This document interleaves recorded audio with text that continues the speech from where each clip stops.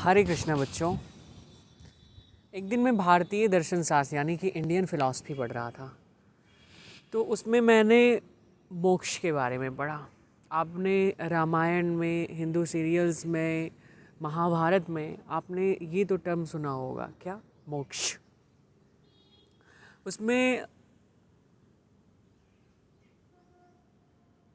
स्वामी विवेकानंद जी ये बताते हैं कि जब हमें आत्मा के बारे में पूर्ण ज्ञान हो जाता है, यानी कि self realisation of the soul is known as moksha, तब हमें मोक्ष की प्राप्ति होती है, जब हमें अपने आत्मा के बारे में ज्ञान हो जाता है।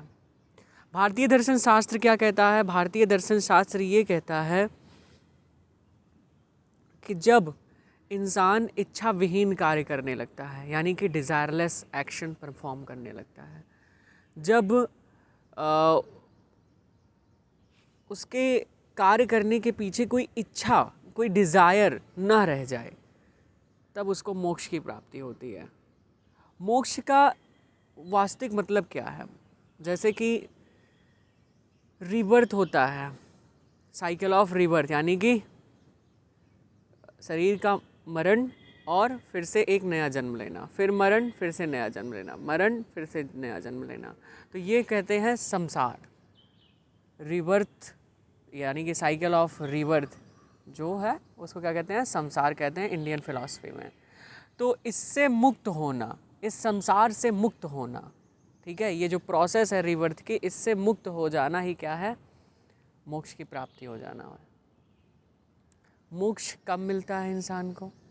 जब वो डिज़ायरलेस एक्शन को परफॉर्म करता है, यानी कि इच्छा विहीन कार्य करने से मोक्ष की प्राप्ति होती है। आपने सुना होगा कि साधारणतः मनुष्य को मोक्ष की प्राप्ति होती ही नहीं है। क्यों नहीं होती?